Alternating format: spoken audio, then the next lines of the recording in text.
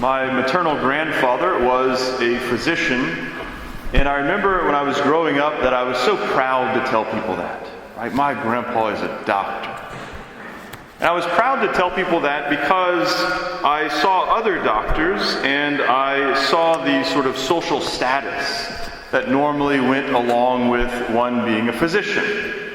And as I got older, my pride in my grandfather was purified a bit. It sort of got cleaned up, if you will. The reason for my pride changed. I wasn't any longer proud of my grandfather being a doctor because of the sort of social status that usually comes with that. In fact, we didn't have that social status because he was a doctor in Gaudete, Louisiana, and there was not much to be had. But instead, I became proud of the fact that he treated anyone that came to his office, whether they could afford it or not, he took care of them. He made sure that they received what they needed. I became proud of my grandfather because he cared for people even outside of the office. I remember for my first communion, my mom had told me that he wasn't going to be able to make it because he was on call. And after the Mass, we turned around and we saw this big, full head of white hair in the back of the church. And come to find out, he had gotten someone to take his call so that he could drive from Gaudete to come to my first communion. I was proud of him for the man that he was. Now, my grandfather was an amazing man, but he was not a rare man. He was a good Cajun man. He loved God, he loved his family, he loved his country, and he loved them in that order. He loved God first, then his family, and then his country. To show these loves, he entered into the service after Pearl Harbor. He and his brother lied about their age so that they could get into the military and serve the country at war. He had 8 children who gave him 23 grandchildren who are continuing to give him somewhere in the 35 range of great-grandchildren. I've lost count at this point, but there are quite a number of them. And he loved God, and he showed this by his daily attendance at Mass, his weekly 2 a.m. holy hour on Wednesday mornings, and his providing for the needs of the church. One of the most memorable things about my grandfather, for anyone that knew him, was that he was a very jolly man. He was so joyful. He loved to have a good time. And a couple of memories I have of this are, one, in his bathroom at the house, he had over his tub a picture of him sitting down covered in sawdust.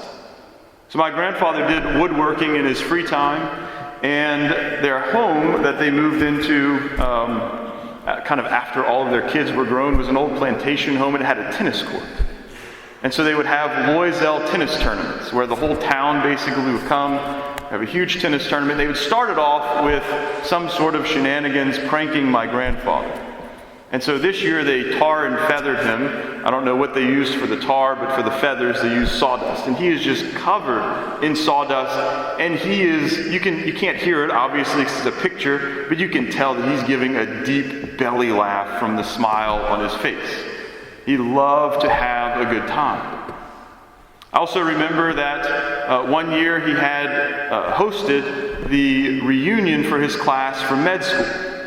So all these doctors from all over came to Gaudete, and I just remember him walking around and being in his element, right? Getting to host people, getting to entertain, having a huge smile on his face, probably because he was walking around with a mint julep, but he was happy nonetheless.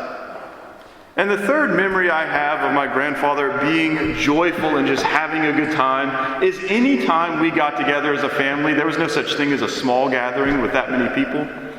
And so any time we got together, he would just yell out at some point, "Let's have a party!" Right? Usually in the midst of something that already seemed like a party. But he loved to have a good time. He loved to live his life. He possessed right? That joie de vivre that we are so known for down here in South Louisiana. Now, my grandfather, as I mentioned, was a good Cajun man. And he, and the Cajuns in general, lived pretty hard lives. Right? He grew up in the midst of the Great Depression.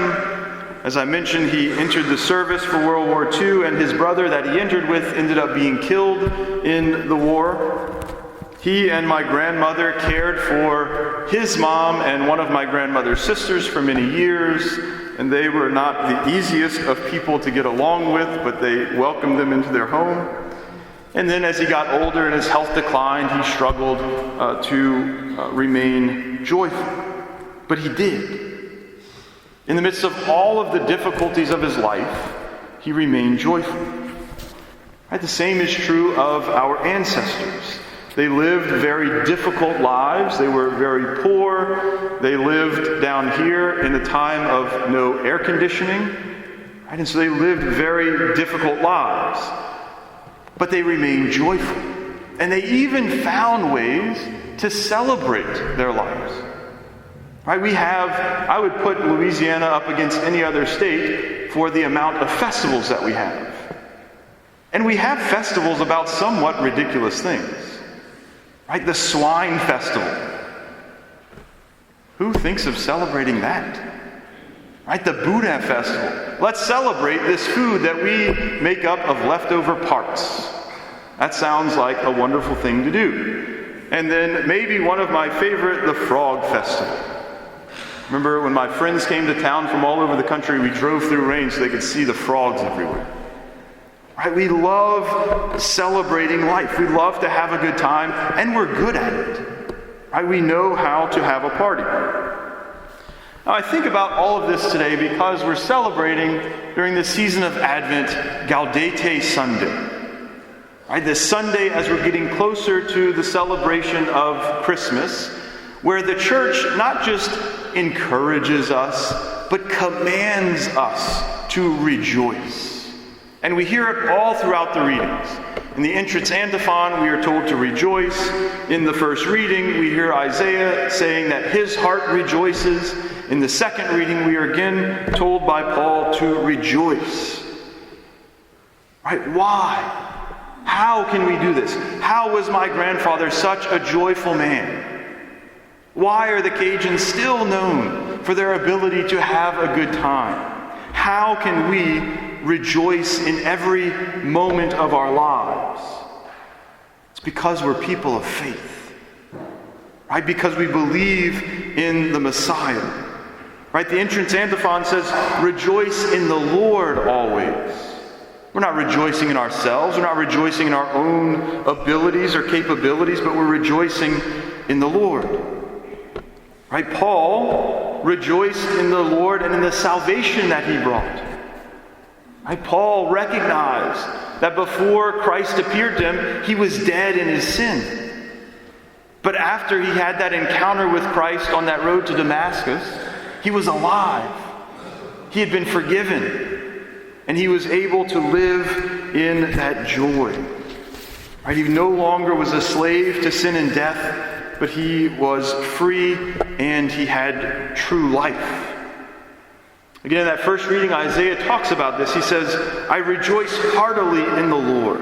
I love that word, heartily. Right? That he rejoices with all of his heart in the Lord. In my God is the joy of my soul. Well, what is it about God? What is it about the Lord that brings joy? He goes on and he says, because he has clothed me with a robe of salvation. Because of the gift of salvation, Isaiah rejoices in the Lord. Because of the gift of salvation, Paul rejoiced in the Lord.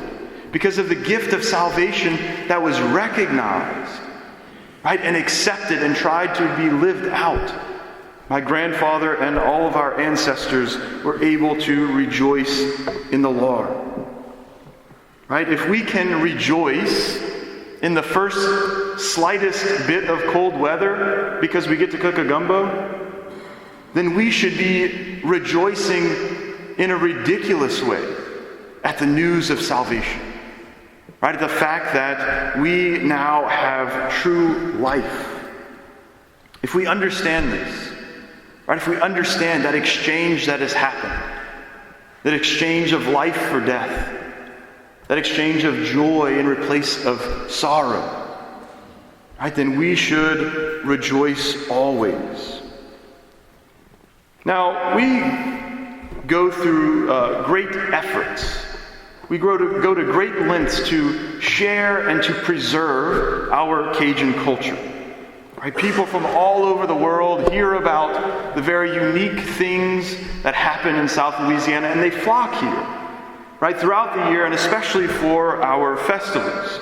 They want to see that joy that we have. They are attracted to it. And that joy comes from our Catholic faith. And so if we live out the joy of salvation, if we live out of the joy of the good news of the gospel, then people are going to flock to us just like they flock down here for festivals. They're going to flock to us for our faith. I say this all the time. I've said it to you before, but there's no greater example of this, I think, than joyful, wonderful religious sisters. I made this comment yesterday in Lewisburg, and one of the people walked out afterwards and said, "Father, you never went to school with those nuns at Our Lady of the Sacred Heart. They were not joyful."